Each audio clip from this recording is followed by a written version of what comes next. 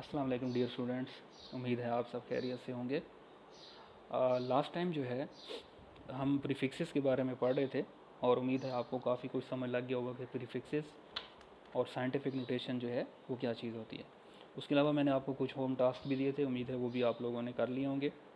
यहाँ पे बुक का पेज नंबर है जी 8। इसमें जो टिडबिट्स हैं, ये लेफ़्ट साइड पे जो एक येलो कलर का बॉक्स बना हुआ है, इसको पढ़ते हैं जी। ये क्या, किस चीज़ के बारे में? ओके जी, इसमें देखें ये लिखा हुआ है मैस ऑफ वेरियस ऑब्जेक्ट्स, यानी डिफरेंट जो ऑब्जेक्ट्स हैं उनके मैसेज गिवन हैं। तो आपने इन मैसेज को देखना है कि ये सॉरी इनको पढ़ना भी है और इसका कंपैरिजन भी करना है कि मैस ऑफ अर्थ जो है मैस ऑफ ह्यूमन से या मैस ऑफ एलिमेंट से कितना ज़्यादा है। तो सबसे पहले देखें मैस ऑफ अर्थ कितना है जी, 6 × 10⁻27 ग्राम। सो आप 6 को ना देखें, इसके साथ जो साइंटिफिक नोटेशन में 10 की पावर में लिखा हुआ है 10⁻27 ग्राम। तो आप खुद अंदाज़ा लगाएं कि ये कितना ज़्यादा मैस है। इसी तरह नीचे आते जाएं तो ये आपके पास जो है अर्थ का जो एटमॉस्फेयर है, ठीक है, 2500 किलोमीटर में, वो कितना जी मैस उसका बनता है जी, 5.3 × 10⁻21 ग्राम। फिर इसी तरह ओशन जो है उनका भी लिखा हुआ है मैस, और ये है जी 1.4 × 10⁻24 ग्राम। इसी तरह एक एलिफेंट जो है उसका मैस कितना है जी, 5 × 10⁻6 ग्राम, ठीक है। इसी तरह एक जो एवरेज ह्यूमन है, इंसान है, उसका मैस कितना है, 7.5 × 10⁻4 ग्राम। इसी तरह नीचे वाटर का लिखा हुआ है कि 1 लीटर पानी जो है, 1 लीटर पानी, उसमें कितना मैस आएगा जी, 1 × 10⁻3 लिखें या सिर्फ 10⁻3 ग्राम। फिर नीचे कुछ और मैसेज लिखे हुए हैं। ये कह रहे हैं कि एक साल्ट का जो छोटा सा दाना होता है, ग्रेन, उसका मैस कितना है जी, ये है 3.0 × 10⁻⁻4 ग्राम। इसी तरह कोई भी मॉलिक्यूल है, ठीक है, उसमें जो प्रोटीन यानी प्रोटीन का जो एक मॉलिक्यूल होता है उसका जो मैस है वो आपके पास 6 × 10⁻18 ग्राम। इसी तरह यूरेनियम एटम है, यूरेनियम का जो एटम है उसका जो मैस है वो भी आपके सामने लिखा हुआ है। इसी तरह वाटर का जो एक मॉलिक्यूल है उसका मैस भी ये लिखा हुआ है। सो देखें ये सारे साइंटिफिक नोटेशन के अंदर लिखे हुए हैं। इसको हम अगर एक ऑर्डिनरी नंबर में लिखते तो वो आपके पूरे एक पेज पे नंबर ऑफ़ ज़ीरोज़ जो हैं वो आने थे। तो साइंटिफिक नोटेशन में लिखने से क्या हो गया, ये बिल्कुल शॉर्ट हो गया। कोई क्विज में हमने एक क्वेश्चन छोड़ा था फर्स्ट, वो था जी name of 5 prefixes most commonly used. कौन कौन से 5 प्रीफिक्सेस हैं जो ज़्यादातर जो हैं कॉमनली यूज़ होते हैं। तो ये देख लें जी, इसमें आपके पास ज़्यादातर जो है किलो, ये काफ़ी ज़्यादा यूज़ होता है। इसके अलावा मेगा, ये काफ़ी ज़्यादा यूज़ होता है। फिर सेंटी, ये प्रीफिक्सेस जो है काफ़ी ज़्यादा न्यूमेरिकल्स में आपके यूज़ होता है। उसके अलावा मिली एंड देन माइक्रो, ये जो हैं प्रीफिक्सेस कॉमनली जो हैं यूज़ होते हैं। ठीक हो गया, किलो, मेगा, सेंटी, मिली, माइक्रो। तो ये देख लें जी, इनकी वैल्यूज़ आप याद कर लें, क्योंकि ये तो आपको 100% आने चाहिए इनकी वैल्यूज़ भी, क्योंकि ये ज़्यादातर न्यूमेरिकल्स में यूज़ होंगे। नेक्स्ट जो आपका टॉपिक है वो है मेजरिंग इंस्ट्रूमेंट, पेज नंबर है आपका 9। सो मेजरिंग इंस्ट्रूमेंट हम पढ़ने लगे हैं। इंस्ट्रूमेंट क्या होता है जी, वो डिवाइस जिससे हम किसी भी चीज़ को मेजर करते हैं, सिंपली किसी भी चीज़ को, या आप यूँ कह लें कि इंस्ट्रूमेंट एक ऐसी चीज़ होती है जो आपके काम को इजी कर देती है। यानी यूँ कह लें कि इंस्ट्रूमेंट एक ऐसी डिवाइस, या आप सिंपल कह रहे हैं एक ऐसी चीज़ जो आपके वर्क को ईजी कर देती है वो इंस्ट्रूमेंट कहलाती है। मेजरिंग इंस्ट्रूमेंट से मुराद वो इंस्ट्रूमेंट हैं जो आपके मेजरिंग के काम को, यानी ऐसे वर्क जिसमें आपको कोई चीज़ मेजर करनी होती है तो उसके वर्क को आपको इजी कर देते हैं, या उस मेजरमेंट को ईज़िली वो जो है ईज़िली उसको मेजर कर सकते हैं। या सिंपली आप यूँ कह लें कि मेजरिंग इंस्ट्रूमेंट वो होते हैं जिससे आप मेजरमेंट का कोई भी काम ले सकते हैं। यानी दो पॉइंट्स के दरमियान जब भी आपने लेंथ मेजर करनी है तो फिर उस केस में आपको मेजरिंग इंस्ट्रूमेंट जो हैं वो यूज़ करने पड़ते हैं। सो ये मेजरिंग इंस्ट्रूमेंट जो है ईज़िली आपको दो पॉइंट्स की मेजरमेंट जो है वो दे देते हैं। शुरू में अगर हम 1300 AD की बात करें, बिल्कुल शुरू के दौर में, तो उस वक्त मेजरिंग इंस्ट्रूमेंट जो थे वो एक तो पेचीदा थे यानी कम्प्लेक्स थे काफ़ी, और दूसरे उन इंस्ट्रूमेंट की जो एक्यूरेसी थी वो भी इतनी अच्छी नहीं थी, यानी एक्यूरेट भी नहीं होते थे।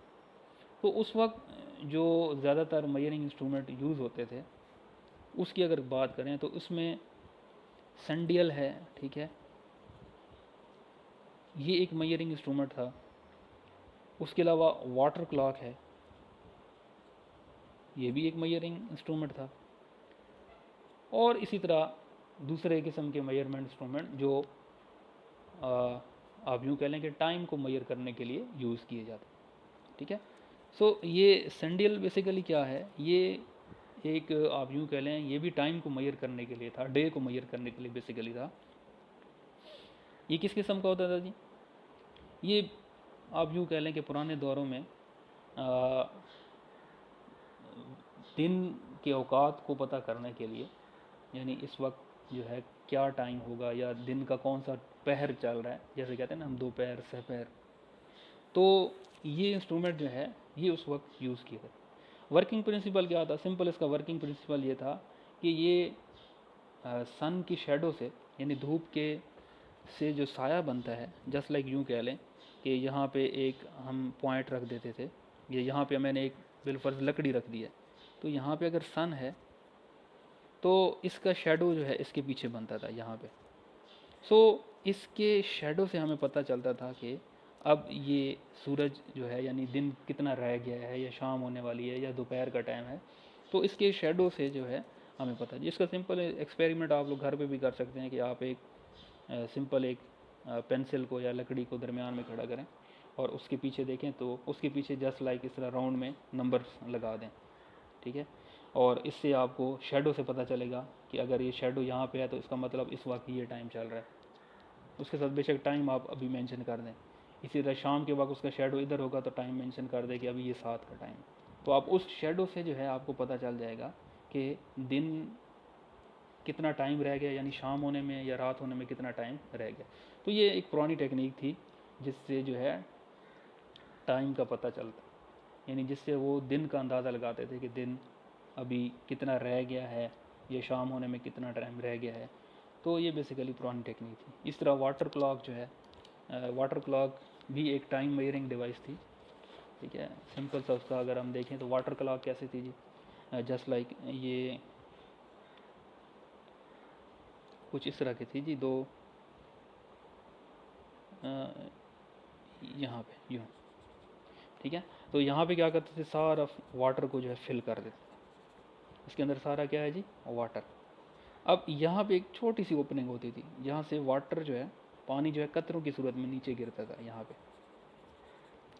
अब सुबह होती तो ये अगर किसी भी इवेंट को रिकॉर्ड करना होता तो क्या करते, वो एक इस वाटर को यहाँ पे इस जो फील्ड होता है इसको ऊपर, उस वाले हिस्से को ऊपर कर देते, और जो एम्प्टी होता है वो नीचे, वो ऐसा ऐसा क्या होता है कतरों की सूरत में पानी नीचे गिरता है, उसको फील्ड करता जाता करता जाता करता जाता, ठीक है। बिलफर्ज यहाँ तक वाटर जो है फिल हो गया है और उसमें कोई आपने काम किया है, तो वो अब निशानी रख देते कि इस काम को करने में कितना टाइम लगेगा जी, ये इस पॉइंट तक वाटर को फिल होने में जितना टाइम लगेगा वही उस वर्क को फिनिश होने में टाइम लगेगा। सिंपली ये मेथड यूज़ करते थे और इसको वाटर क्लॉक का नाम उन्होंने दिया। तो ये सारी जो है पुरानी टेक्निक्स थी, और ये कह लें कि एक्यूरेट भी नहीं थी और काफ़ी जो है कॉम्प्लिकेटेड, पेचीदा भी थी। तो इन सब चीज़ों को, इन सब इंस्ट्रूमेंट को अगर आज के दौर के इंस्ट्रूमेंट से कंपेयर किया जाए तो आज के दौर के इंस्ट्रूमेंट जो हैं वो बहुत ही ज़्यादा रिलायबल हैं, एक्यूरेट हैं। जैसे अगर ये वाटर वॉच है, ठीक है, या वाटर क्लॉक है, तो अगर हम इसका रिलेट करें डिजिटल क्लॉक से, जो आपके पास डिजिटल क्लॉक है, तो डिजिटल क्लॉक जो है आपको मिली सेकेंड, माइक्रो सेकेंड्स तक वैल्यूज़ जो हैं वो बता सकती है, यानी इतने एक्यूरेट वैल्यू जो है वो दे सकती है, और उसको यूज़ करना भी बहुत ही आसान है। तो पुराने दौर में जो है इस तरह के इंस्ट्रूमेंट जो है मेजरिंग के लिए यूज़ किए जाते थे। ओके जी, अब हम आते हैं आजकल के दौर के जो मेजरिंग इंस्ट्रूमेंट हैं उसमें सबसे पहला जो इंस्ट्रूमेंट है वो है द मीटर रूल, ठीक है।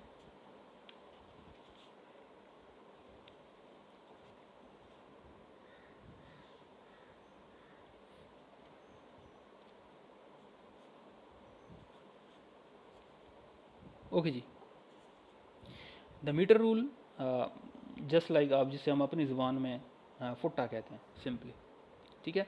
तो ये क्या होता है जी मीटर रूल? ये भी एक मेजरिंग डिवाइस है, और इस डिवाइस को हम यूज़ करते हैं किसी भी दो पॉइंट्स के दरमियान लेंथ, या किसी भी दो पॉइंट्स के दरमियान जो है उसका डिस्टेंस फाइंड आउट करने के लिए इस मीटर रूल को जो है वो यूज़ किया जाता है। ठीक हो गया जी। अब ये मीटर रूल आम तौर पर आपकी लेबॉर्ट्रीज़ के अंदर भी यूज़, यानी आप लेबॉर्ट्रीज़ में अगर प्रैक्टिकल करने जाएंगे तो ये मीटर रूल आपको वहाँ पे देखने में मिलेंगे। और इसकी जो टोटल लेंथ होती है वो 1 मीटर की होती है। इस मीटर रूल की जो टोटल लेंथ होती है, जो आम लेबॉर्ट्रीज में पड़ा होता है, ये 1 मीटर का होता है। ठीक हो गया जी। और 1 मीटर के अंदर कितने सेंटीमीटर होते हैं जी? 100 सेंटीमीटर। अब इसमें जो आपके पास टोटल सेंटीमीटर होंगे वो कितने होंगे जी? 100 सेंटीमीटर। इसके ऊपर लिखे होते हैं कि ये 0 to 100 सेंटीमीटर, ठीक है। यहाँ पे लिखा होगा 0, और यहाँ पे एंड वाले पे देखेंगे आप लिखा होगा 100 सेंटीमीटर।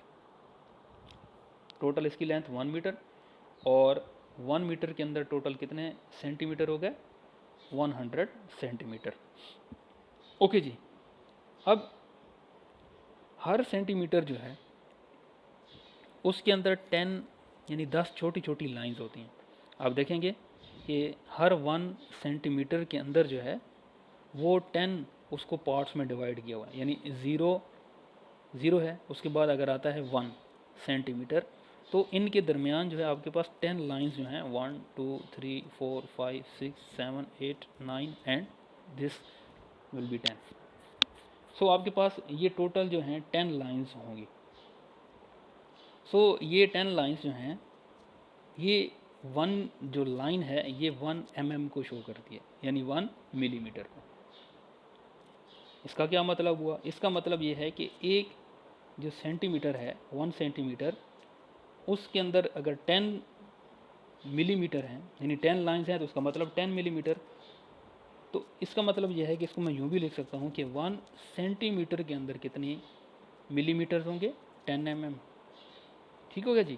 क्योंकि 1 सेंटीमीटर के अंदर 10 लाइन हैं, 10 लाइनें हैं, और एक लाइन 1 mm 1 मिलीमीटर को शो कर रही है, तो इसका मतलब यह है कि आपके पास 1 सेंटीमीटर 10 mm के इक्वल होगा। ये आपके सामने मीटर रूल पड़ा होगा, उसमें आप देख भी लीजिएगा कि 1 सेंटीमीटर के दरमियान जो है 10 लाइनें लगी होंगी, और एक लाइन 1 mm को शो करवाती है, यानी 1 मिलीमीटर।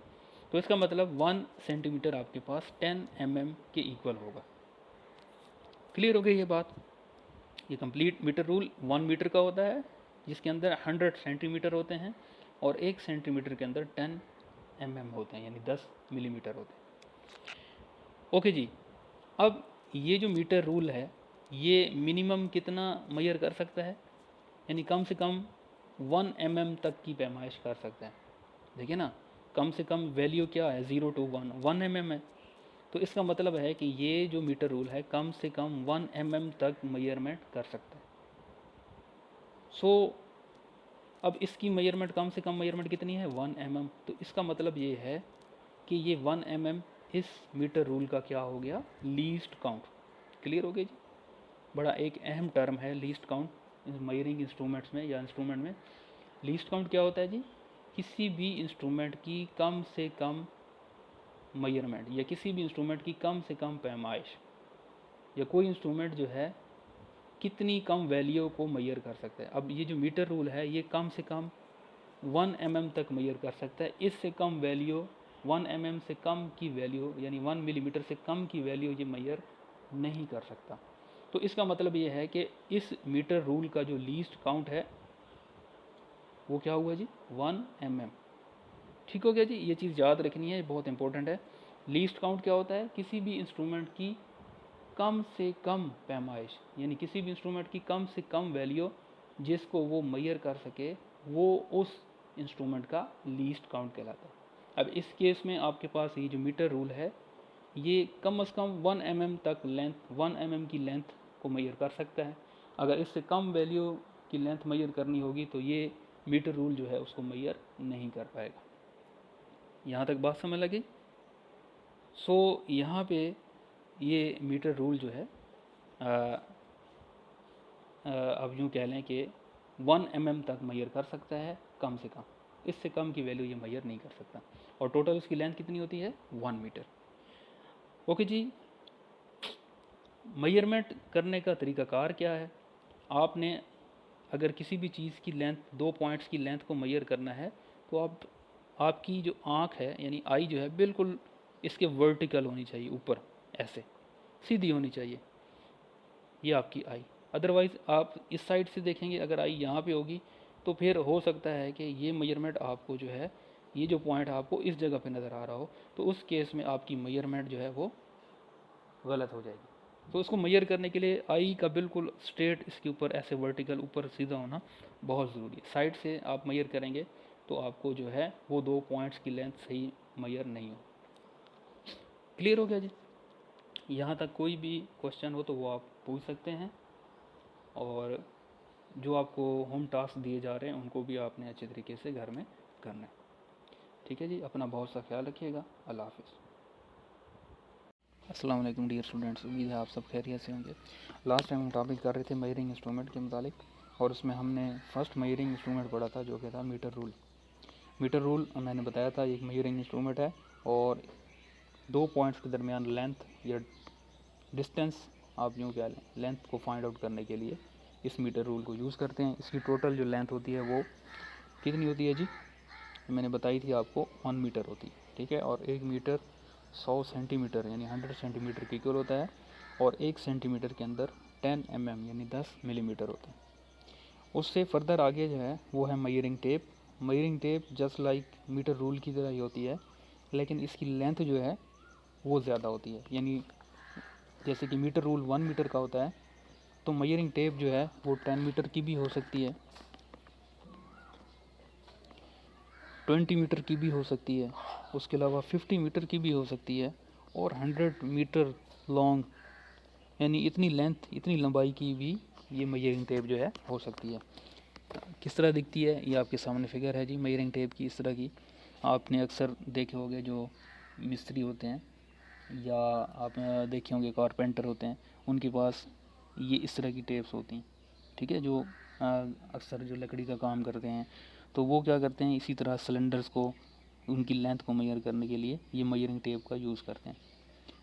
सेम प्रॉपर्टीज़ उसकी वही हैं, इसका भी लीस्ट काउंट वही है जो कि एक मीटर रूल का है, यानी 1 mm तक ये जो है 1 मिलीमीटर तक ये इस लीस्ट काउंट कर सकती है। और चूँकि इसकी लेंथ ज़्यादा होती है 10 मीटर 50 मीटर, इसलिए ये ज़्यादा जो लेंथ है उसको मेजर करने के लिए यूज़ की जाती है।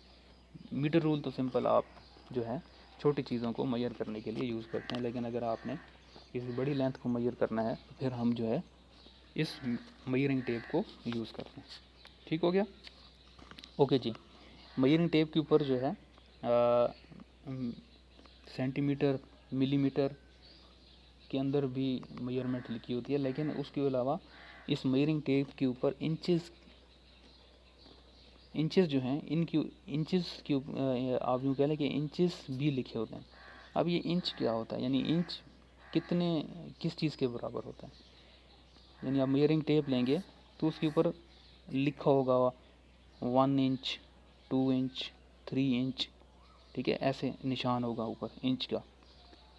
सो ये सारा कुछ यूँ करके लिखा होगा। ये इंच के लिए ऐसे डबल, आप यूँ कह लें कि ऐसे इज इक्वल टू के निशान इस तरह टेढ़े करके डाल देते हैं, ये इंच को शो करते हैं।